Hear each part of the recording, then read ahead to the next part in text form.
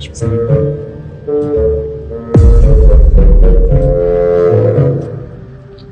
Sorry guys, मुझे नहीं पता था कि तुम लोगों में ऐसा कुछ रिचुअल होता है। हाँ, प्रे तो करना चाहिए। हम हमेशा खाने से पहले अल्लाह ताला से प्रे करते हैं। यस, रिचुअल नहीं स्पिरिचुअल। हम ही पहले भगवान को भोग ऑफर करते हैं और उसके बाद प्रे करके खाते हैं। लेकिन तुम्हारा भगवान यहाँ आके कैसे खा सकता है? जैसे वो तुम्हारी दुआ कानों से सुन सकता है, वो वैसे ही यहाँ पर आके खा भी सकता है। भगवान का फॉर्म पर्सनल है। अगर वो कानों से सुन सकते हैं तो मुंह से आके खा भी सकते हैं। उनके कान और मुंह दोनों है। शालिनी, तुम प्रे नहीं करती खाना खाने से पहले? नहीं, लेकिन मेरे चाचा ने एक बार कहा था कि हमको वो गॉड ऑफ फूड को और फार्मर्स को थैंक यू बोलना चाहिए। यू मीन अन्नपूर्णा देवी? और गॉड ऑफ फूड, यस, हमें उन्हें थैंक करना चाहिए और साथ में फार्मर्स को भी। But I believe in watering the roots. देखो, हम हमेशा क्रिएशन को तो अप्रिशिएट करते ही हैं, लेकिन हम क्रिएटर को ना अप्रिशिएट करना भूल जाते हैं। अभी सोचो, पानी ना हो, हवा ना हो, उपजाऊ मिट्टी या धरती माँ ना हो, तो फार्मर क्या कर लेगा? So I believe that we should be thanking the Creator, the Lord, who is providing us with all the basic necessities. Point. अब तुम किस किस को थैंक करेगा? वैसे भी तुम्हारे 33 करोड़ तो देवी देवता है। बताओ, किस किस को थैंक करेगा तुम? और शांति, तुम बताओ, तुम किस गॉड को मानता है? मैं ऐसे किसी गॉड को नहीं मानती, लेकिन I think Shiva is a big god. See, I am very sorry, but आपने अपने वो बड़े भगवान का स्टोरी तो सुना होगा ना, जहाँ वो अपनी मरी हुई वाइफ को शोल्डर पर लेकर पूरे इंडिया का चक्कर लगा रहा है। अब तुम मुझे बताओ, जो गॉड अपनी वाइफ के मरने पे ऐसे कॉमन मैन की तरह रोता है, वो गॉड हो सकता है क्या? अच्छा, may be, I don't know much about this story, but he is very famous. And north में तो राम जी भी बहुत फेमस है ना। उनका स्टोरी तो तुमको पता होगा ना, सबको पता है। उनकी वाइफ को रावण ले गया था। हाँ, पता है। अब तुम मुझे बताओ, वो गॉड है? वो अपनी वाइफ को भी अकेला नहीं बचा के ला सकता। उसको अपनी वाइफ को बचाने के लिए भी वानर सेना की हेल्प चाहिए, और उस वानरों को भी तुम पूछता है। I am sorry. और गीता, तुम कृष्ण को मानती हो, और वो तो हर लड़की के साथ रासलीला करते रहते थे। ऐसा कैसा कैरेक्टर है गॉड का जिसे हर लड़की से प्यार हो जाता है? और वो खुद डर के अपना जन्मस्थान छोड़कर चले गए थे। गॉड को कभी डर लगता है क्या? और जिसे खुद डर लग रहा है, वो तुम लोगों की हेल्प कैसे करेगा? शिट यार, this is so complicated and confusing. It is confusing because you are following the wrong path. It is very beautiful and sacred. I will show you the right path. Enough, Asifa. I know what you're trying to do. And Shalini, कुछ भी confusing नहीं है। You know what the problem is कि तुझे पता ही नहीं है, क्योंकि तूने आज तक शास्त्र ही नहीं पढ़े हैं। तो पता कैसे चलेगा कि क्या सही है और क्या गलत? जन्म कर्म च मे दिव्यम एवं योवेति तत्वतः त्यक्त्वा देहम पुनर्जन्म नैति मामेति सो अर्जुना। भगवान की लीलाओं को समझना इतना आसान नहीं है। उसके लिए शास्त्रों का अध्ययन करना पड़ता है, और वो भी एक प्रामाणिक गुरु के अंडर रह के, उनकी शरण लेके। अब अगर तुमने शास्त्र पढ़े होते तो तुमको ये पता होता कि शिव जी ने जो इमोशंस उसमें दिखाए थे वो शोक नहीं, विरह था। विरह विरह दोनों सेम नहीं होते क्या? Let's start from the basics.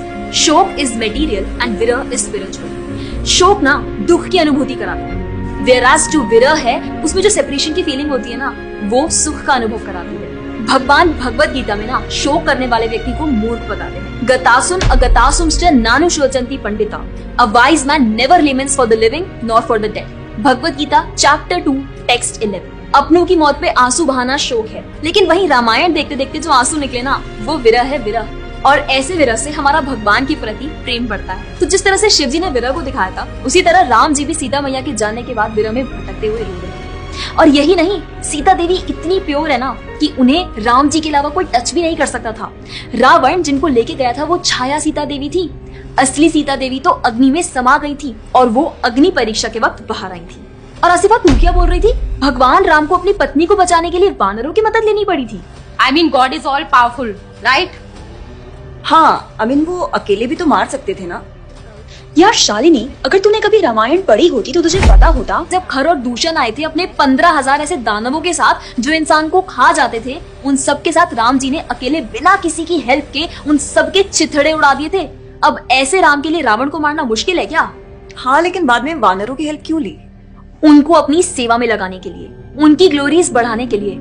अरे उन्होंने तो एक छोटी सी गिलहरी तक को अपनी सेवा में लगा लिया था। What? कभी पढ़ा हो तो पता हो ना।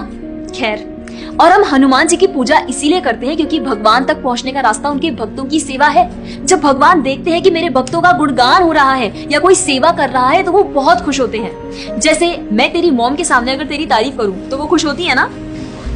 Point.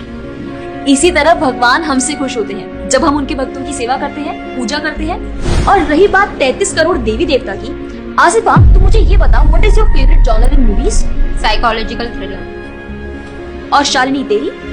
Romantic and comedy. Exactly. जैसे हर किसी का अपने नेचर के अकॉर्डिंग फेवरेट जॉनर होता है, वैसे ही भगवान ने हर किसी के नेचर के अकॉर्डिंग व्यक्ति के लिए उसके नेचर के अनुसार वेद और पुराण दिए हैं। और उन्हीं पुराणों को फॉलो करके लोग अपनी देवी देवता की तरफ अट्रैक्ट होते हैं। और ये सभी देवी देवता भगवान की ही सेवा कर रहे हैं।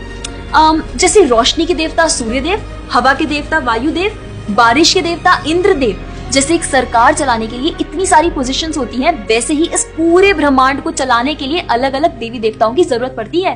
तो मतलब वो अपनी पोजीशन का मिसयूज करेंगे, किसी भी लड़की के साथ कुछ भी करेंगे, रास लीला करेंगे। Stop it Asifa, now you are crossing the line. तुझे पता ही क्या है कृष्ण के बारे में? जो लोग बोलते हैं कि कृष्ण करे तो रास लीला है, हम करें तो कैरेक्टर ढीला है, उनको बोलो पहले भागवतम पढ़ ले। ठीक रास लीला से पहले भगवान ने गोवर्धन उठाया था। उनको बोलो पहले जाके गोवर्धन पर्वत उठाए। पैदा होते ही पूतना को मारा था, बच्चे से एक मच्छर नहीं मारा जाता। When he was crawling, मुख में ब्रह्मांड दिखा दिया था। तू अपने मुंह में अपना ये हौसले ही दिखा दे आसिफा।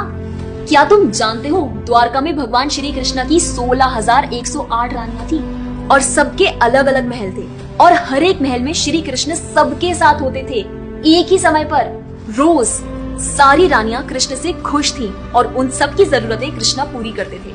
क्या किसी नॉर्मल से इंसान के लिए ये सब संभव है? आज के टाइम पे तो एक ही नहीं संभलती, लेकिन उस टाइम सारी रानियां एक दूसरे के साथ खुश थी और उन्हें खुश कृष्ण रखते थे। क्यों? क्योंकि वो भगवान है।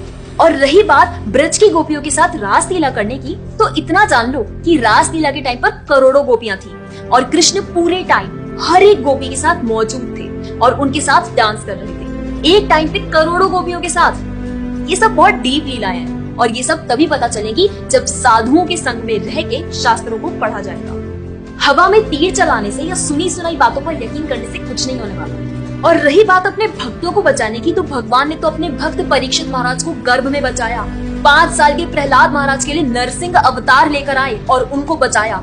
यहाँ तक कि वो अपने गुरुदेव सांदीपनि मुनि के बेटे को मरने के बाद वापस लाए और उनको जिंदा किया। आई एम रियली इम्प्रेस्ड यार। हिंदू होते हुए भी मुझे फैक्ट्स पता ही नहीं थे। मेरे पेरेंट्स ने मुझे कभी इन सब चीजों के बारे में बताया ही नहीं। हाँ, पेरेंट्स की तो गलती है, लेकिन हम भी तो वही कर रहे हैं जो उन्होंने किया। We are not learning about our culture, not reading Ramayan, Mahabharat और भगवत गीता। आजकल तो ये सब कुछ रीड करना बहुत इजी भी है यार। Everything is available on our phones, and the problem is that we don't want to learn। और इसीलिए हमें कोई कुछ भी बोलता है और हम उसे मान लेते हैं और अपने बिलीफ को चेंज करने के लिए रेडी हो जाते हैं। एक्चुअली में पता है, किसी का हार्ट ट्रांसफॉर्म करना है तो प्यार से करो, ज्ञान से करो, पैसे और तलवार से नहीं। और अब बारी आपकी है। अगर आप भी चाहते हैं कि कोई एड़ा गेड़ा नत्थु गेड़ा अगर आपको कुछ भी ना बोल जाए, आपका बेवकूफ ना बनाए, तो जाइए और अपने कल्चर के बारे में जानिए, ग्रंथ पढ़िए और अपने बच्चों को भी पढ़ाइए। जाकर इस वीडियो को जितना हो सके उतना शेयर करिए ताकि कोई और लड़का या लड़की इस केरला स्टोरी का शिकार ना बने। और हाँ, इस वीडियो को लाइक करें और भक्ति टुडे चैनल को सब्सक्राइब करें।